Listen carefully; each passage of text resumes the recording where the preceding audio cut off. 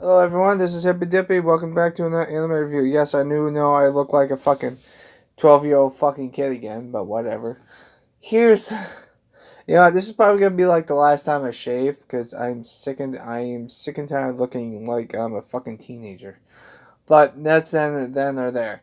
This is an anime review of the title in the description below. This anime has basically board games. You're playing board games that you never even fucking heard of, like when you go to a Dungeons and Dragons convention. It's like one of those fucking things. How do I put this in a way that you guys can understand? Dungeons and Dragons games, board games, are really unique. There are a lot of unique characters. Now then, with that being said, every episode you'll at least learn how to play one new board game. They play 12 board games because they're 12 episodes to learn how to play that board game, but they never show how they play it throughout the whole entire episode. They just make snippets on what they're doing, this, that, and the other thing. But you do learn how to play the board game. Now with that being said, the whole anime structure is based off of board games. There are some side plots here and there, like the two main characters, the blonde chick from England and the girl with the glasses, both want to be board game designers. Board game designers. They want to make their own board game. The girl with the glasses does that, and they make her. She makes them play her board game three times. One that's terrible, the other one that's decent, and then the third time they love it. So yes, she's her ambitions go all the way to the very beginning.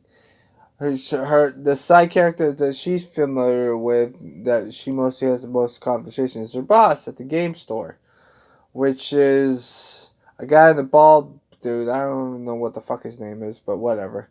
He's also friends with a famous board designer guy, which his name is George. But whatever. But here's where it gets a little dicey. You don't meet those two characters. Well, you meet the girl with the glasses. First thing, she talks to the main character the first day of school, and she doesn't get really introduced until later in the first episode. The blonde haired chick doesn't get introduced until the fourth episode or third episode, I forget. There's only 12 episodes, so this might be there. With that being said, the girl with the ponytails is in her head. She's always loses at the board game. She's terrible at it, although she does win a couple. But she's not very good at it. It's really, really, really interesting. She also wants to be a veterinarian at the end of the episode. We never get established that why she wants to be that, but whatever. It's the last episode. They need at least some characteristics of her. Then you've got. Then you've got the main character, which is the most fledged out character. The first. This is the first main character that when I heard about her backstory at the end of the last episode, because she is afraid that because the other three girls are doing their own thing, she thinks that she's gonna lose them because they're gonna be in different countries. Like the girl Gus is going to New York, the other one's gonna be a veterinarian in Africa, and this and so on and so forth.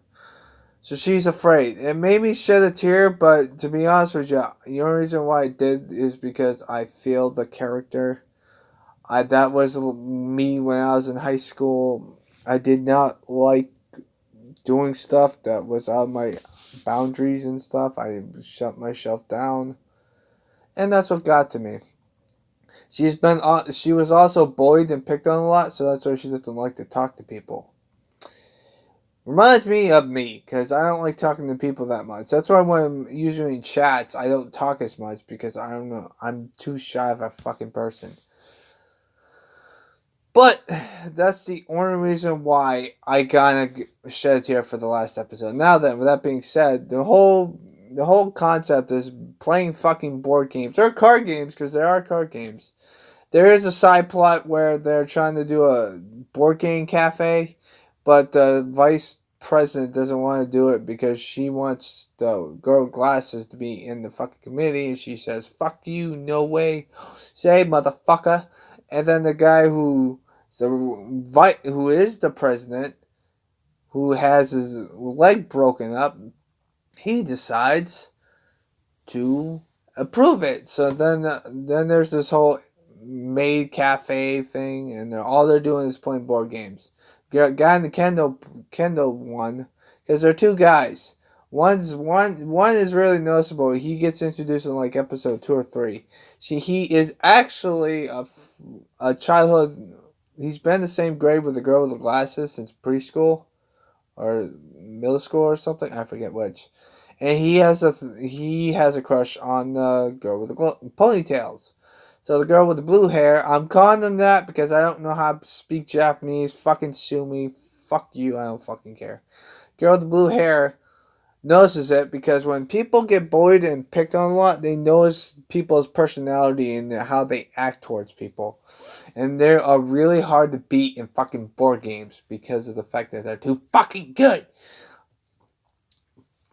when they know the fucking rules.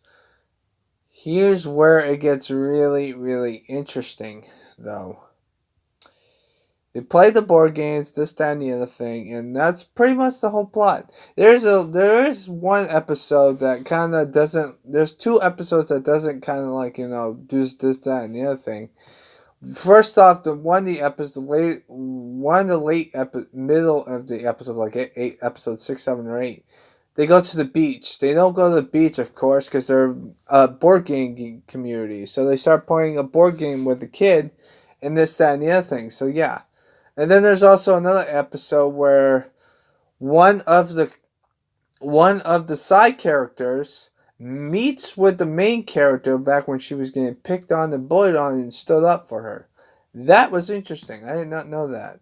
Well, then again, it's the first time I've watched the anime. But that was a really good touch to put the side character in there, even though she's older and she's an adult, to have her have at least somewhat think good things come to the story of the main character. That's really good. Soundtrack wise, not so good.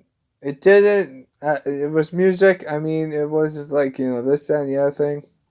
I kind of get it. It's like this. It's there, but it's not really gonna wow you. It's not like No Game No Life. Even original Naruto had better soundtrack with that. Because when it comes to an anime, I want to watch the sound. I want to listen to the soundtrack and see if it builds up, but it didn't really catch my eye. It was music, but it wasn't there. Third thing, this is the most important thing. The thing is the fact that I wish they showed some more of the games on how they play it, but they don't. There's some games that they show more of how they're playing it than other games, and that's what the problem is. That is what the problem is. It makes no fucking sense. I mean, I understand that this, that, and the other thing, but I just don't understand it. That being said, I'm giving it a 7 because of the fact that I sympathize with the main character and the fact that it has a good story of how they make games, board games, and how do they make board games, and how the characters are really well developed because the girl with the glasses has really good character development throughout the whole entire series. With that brings me to the second problem I have with this game and why it's getting a 7 out of 10 is because of the fact that the story is all over the place. Like for example, if you have a plot summary that's in like episode 1, you won't get that conclusion until episode 4 or 3.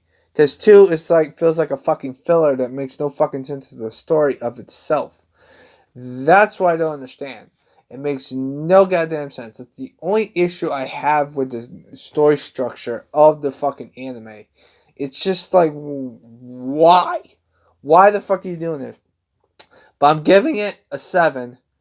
Um, I highly recommend it if you want to learn more about fucking board games, because these board games are real. The games that they explain, they are real. Because I have seen some of the board games that they played on the anime at a Dungeons and Dragons store. So well, then again, it's not a store, but I've seen it before. So I hopefully you guys love this review.